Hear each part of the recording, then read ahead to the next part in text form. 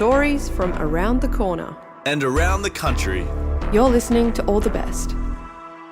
Proudly supported by the Art Gallery of New South Wales. You're listening to All the Best from FBI Radio 94.5. I'm Kwame Slusher. Before we get into this week's stories, I'd like to take a moment to acknowledge that I'm recording from stolen and Gadigal land and pay my respect to Gadigal elders past and present, and also recognize that the area where FBI Radio is situated, Redfern, has long been a place of storytelling, strength, resistance, and resilience for First Nations communities.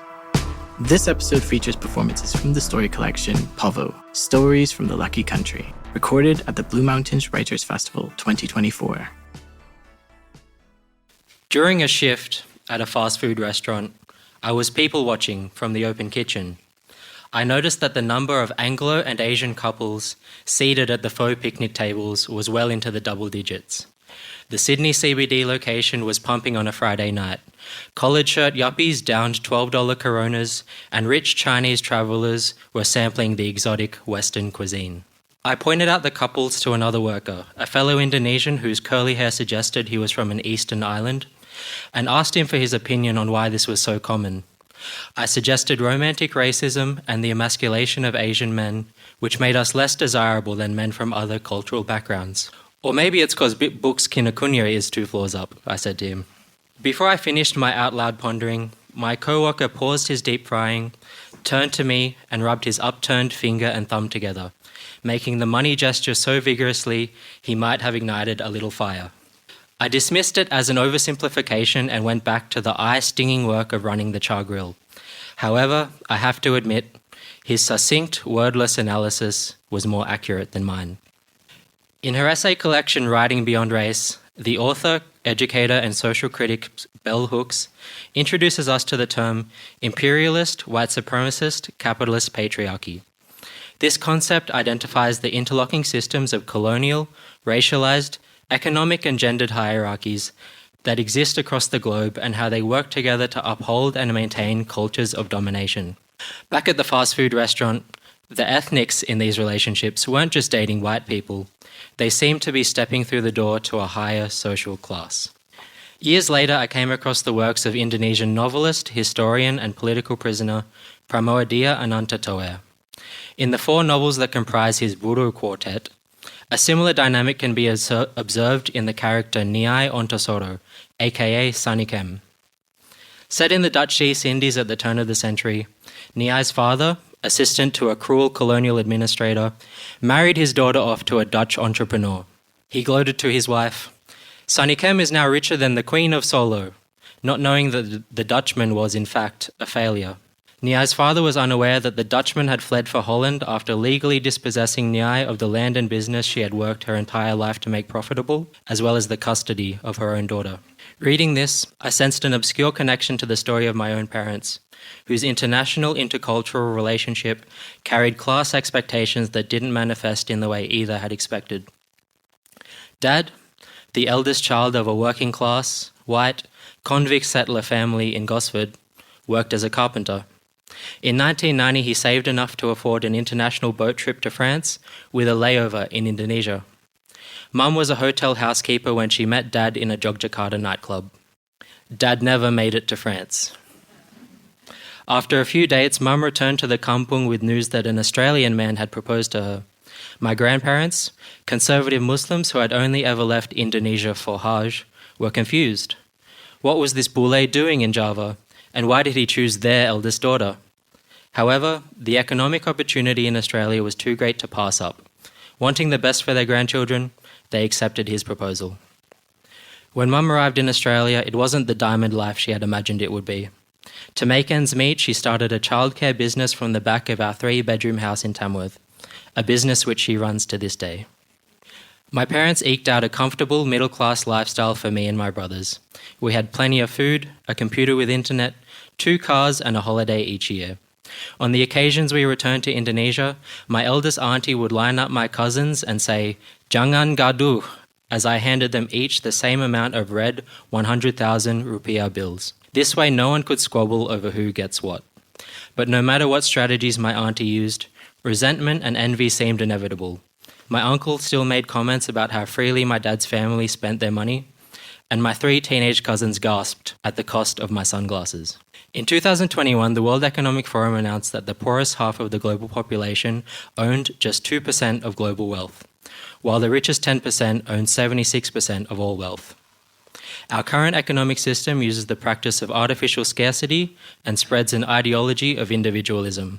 As a result, we get a society where community connection and solidarity are replaced by a violent mess of competing needs. Capitalism produces disconnected bands of suspicious humans, afraid to help each other for fear of losing their own share. Sometimes I have days where my only interaction with the community is someone giving me the middle finger out of a car window, or catching a sour whiff of the guy with the dog that sits outside Bankstown TAB. I hope this anthology falls into readers' hands at their loneliest of moments. Perhaps on a break from a job they loathe having to do, maybe hiding out at a library because they can't afford to heat or cool their home, or stranded on a platform waiting for a train that may or may not come. I hope this book inspires people of low socioeconomic backgrounds to see past class barriers and feel entitled to a safe and prosperous future.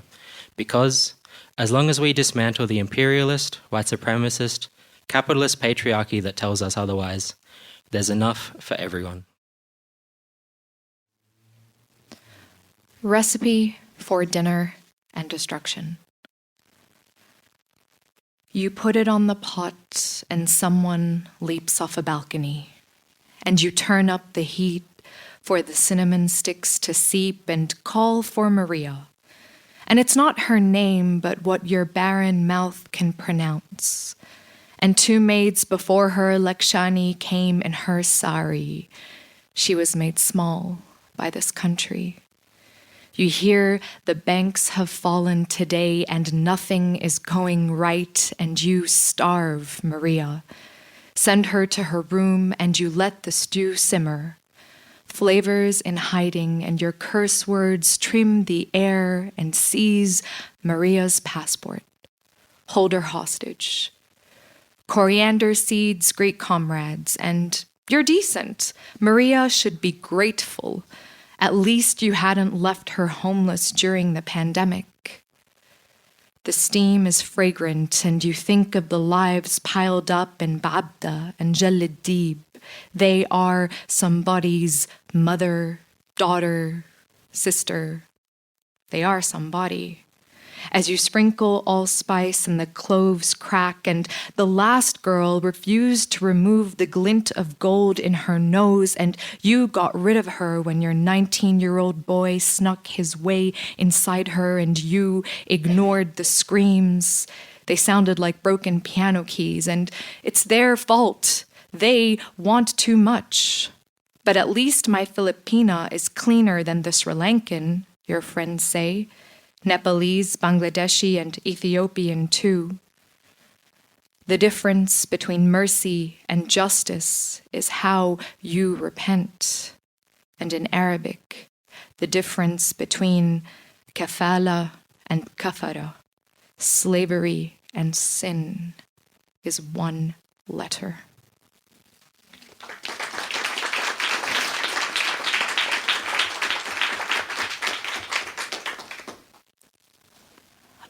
Ode to garbage. Ach, ya Lebanon. We say, basita, easy. Just sidestep the garbage piling up on the sidewalks of Verdun and Hamra. The power goes off and all the bakeries and the butchers stop. We say, ijat al-kahraba, electricity's back. What we mean is, check everything in the fridge. We can't afford to call each other. We say, عمل لي mist. Our taxis are Mercedes, crumbling holes in the floor. It's never, I'm late. It's fiaj'a, traffic. At least the children are there to sell you cigarettes and tissues in clogged back streets. Ramlet al-Bayda beach, the only public beach in the city, covered in battered lampposts and broken needles and decomposing foods. But at least there were also iridescent jellyfish, half-moon strewn across the shore, and shabby palm frond cabanas, the closest thing to Eden. Bougainville gardens and gorillas in our balconies as the rich filter the fighting out at St. George Sailing Club or Faraya ski resorts. Every religion sells you its own version, and in every one, God leads you on. The Tayf Accords mean absolution, no accountability for the years of atrocities. Old warlords are the new government. They trade in their AKs and military uniforms for business suits and pocket squares. Old Syrian tanks are still stationed 20 years after they got out, in case. The Roche rocks watch on from afar while this country dissolves under its own weight. Another fundraiser, another NGO worker, another journalist dancing and drinking the violence away in Gemese. Will be another racist New York Times Thomas Friedman headline tomorrow. Beirut is a graveyard. Havens and retreats reconstructed over mass graves and weapons. Sewer drains overflow onto the streets, and private shame becomes public spectacle, and a sewage-smelling sea goes up into the heavens and rains back on us, a collective punishment for our neglect. Ah, ya Lebanon, oh Lebanon, it is never good news when I have heard that said. Be'echer ma'amir Allah. The ends of what God created, but you already chose your part in the end. Ya Lebanon. Thank you.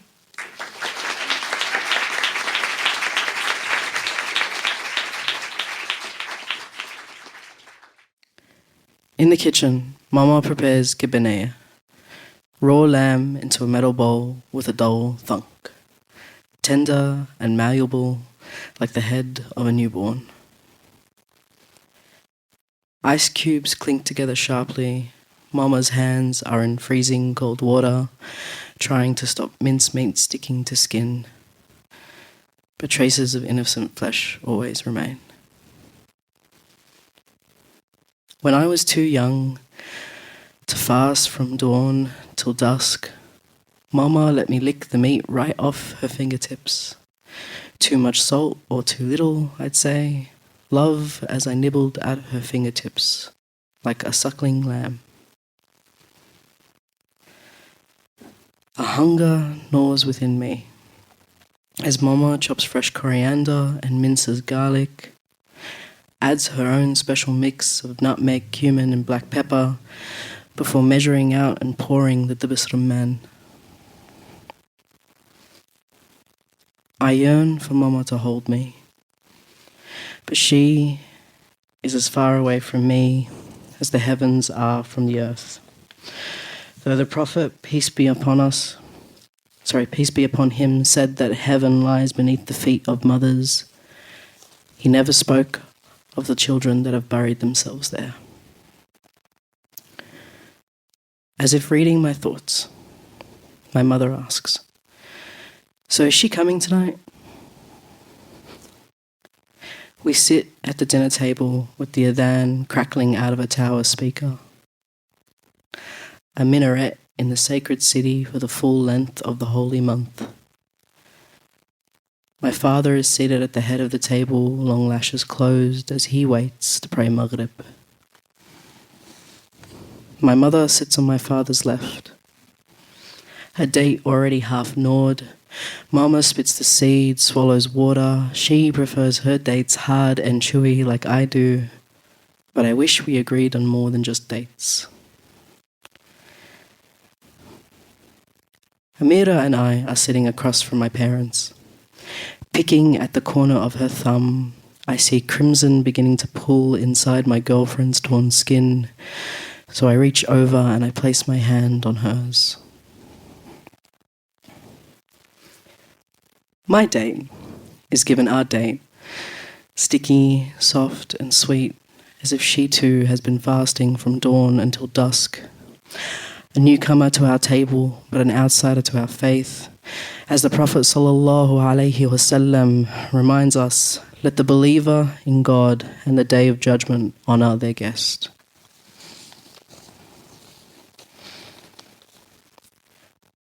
My mother piles Amira's plate up high with kibbeh and potato chips. And my partner breathes a sigh of relief and says, "This looks amazing, Khoto, but you've done too much." Kibbeh, the stuff of hippie vegan nightmares. Each province adds their own extra spice or style, but Mama's special blend of Syrian, Lebanese and Kuwaiti influence will always be my favourite. Amira scoops the raw lamb onto a chip, balancing, bringing her lips. Wallah Kholto, the best kibbeh I've ever had, better than my own taitas. Mama's smile stretches wider than the gap between us, and she looks at Amira the way that I wish she would look at me. I could never be the good Lebanese girl Amira is. I'm more interested in bringing them home to my mother. You must give me the recipe. I need to make this for my family. Mama shakes her head, always possessive of her recipes. She nods at me. When Nado gets married, then I can teach her. Inshallah. It's nothing I haven't heard before. A portion of kibbeh for myself.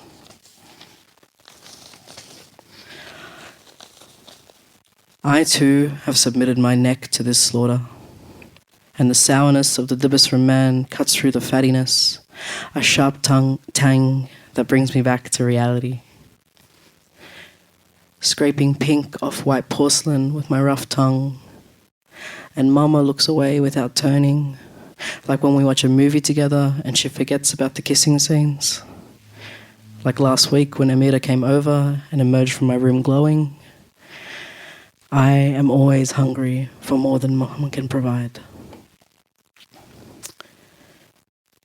Staring at the empty plate, I find myself wishing Mama and I could share more than just food, that our conversations could be as raw as this lamb. I could use my tongue to further break my mother's heart. Mama, I want you to see Amira as my future wife, not a future me. Instead, I swallow the last of the kibbeh. I won't get another taste of it until next Ramadan. Salam dayatik, ya Mama. Over tea and polite conversation, I accept that it is finally time for me to learn how to make kibbeh myself. For between my mother and I, there are some meals that we can just never share. Thank you.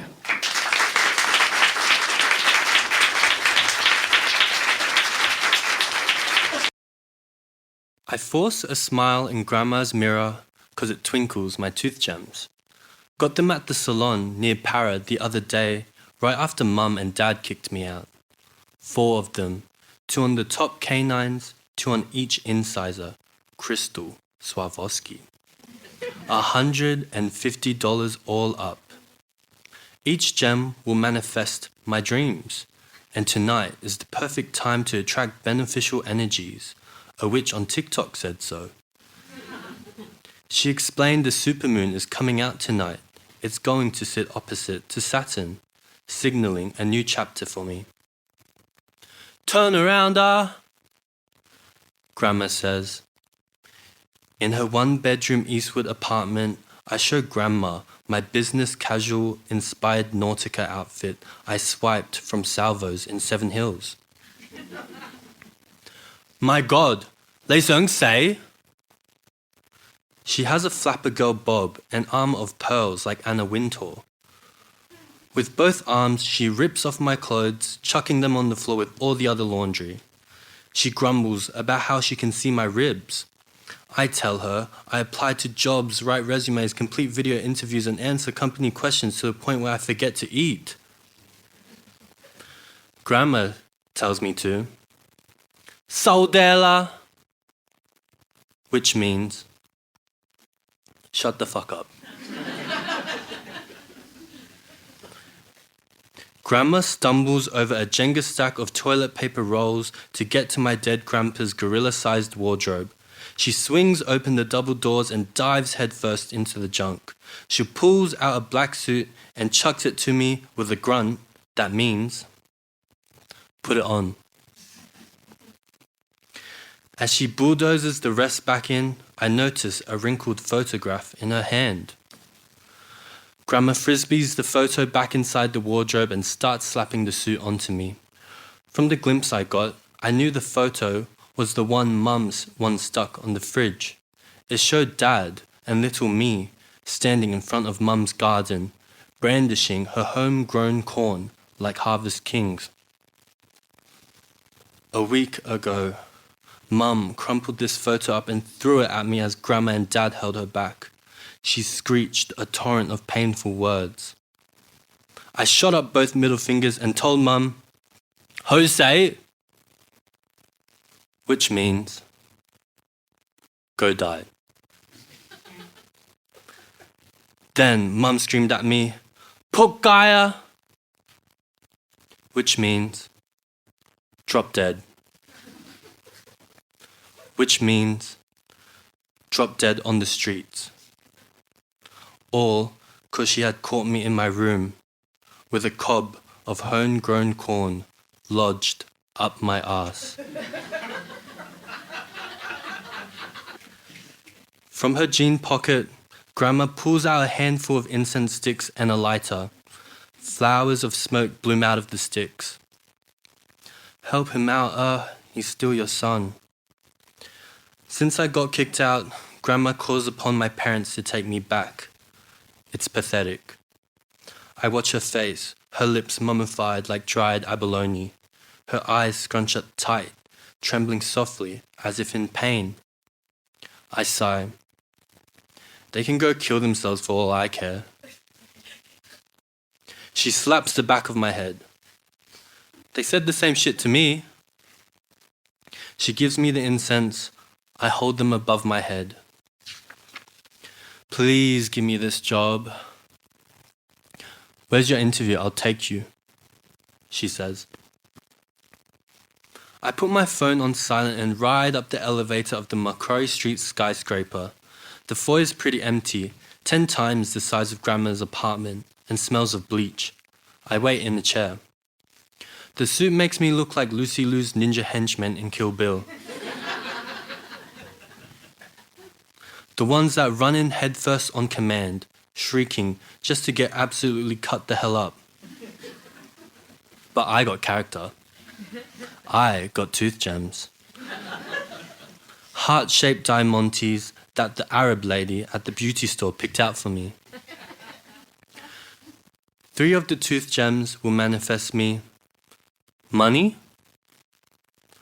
power, bitches. The supposed bare minimums that make a man. But the last one represents my dream to have a space of my own. I want my very own Troye Sivan style courtyard garden. And in my Troye Sivan courtyard garden, I will sip my Troye Sivan mimosa underneath my very own Troye Sivan Banksia. Sip from daybreak to night. Sip until the choice sum transforms into jade. Sip until I didn't need to think at all. And I guess I need money for that. Hey, sorry about the wait. The interviewer is like a short Jimmy Fallon. As he walks me to his office, he notices my tooth gems, and I can see the fairy alarm sounding in his head.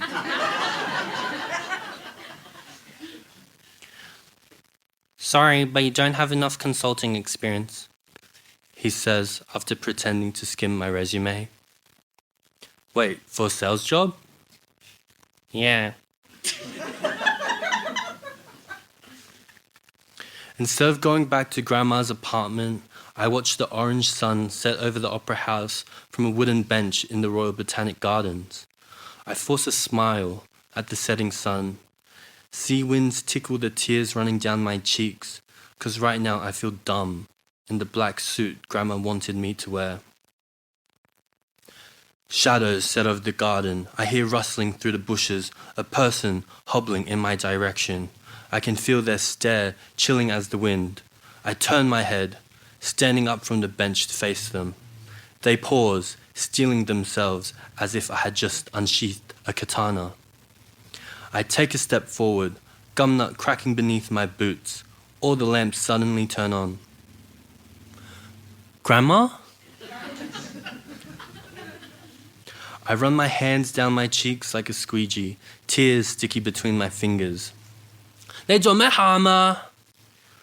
as a gust, Grandma wraps her arms around me. She pushes me around to make sure I'm alive, softly slapping my face, prying open my eyes.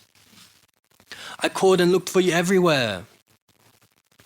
Interviewer said I didn't have experience in consulting. For a sales job? Yeah. Grandma squeezes my cheeks. It feels like a smooch from a baby octopus. I sit back down on the bench. She sighs and does the same. Lighting a handful of incense, Grandma waves it around. The smoke hovers above us. Its ghostly shape reminds me of the choice of Banksia of my dreams. Gnarled but beautiful, we watch the stars.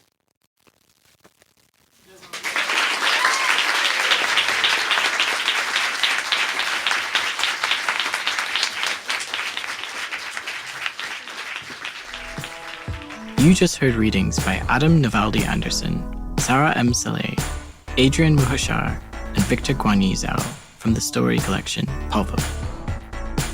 All the Best is made at FBI Radio on Gadigal land in association with SIN on Wurundjeri Woi Wurrung and Boon Wurrung lands and ACCC on Arrente and Warramungu lands. You can find our full archive of more than 500 episodes at allthebestradio.com. I'm Kwame Slusher. Thanks for listening.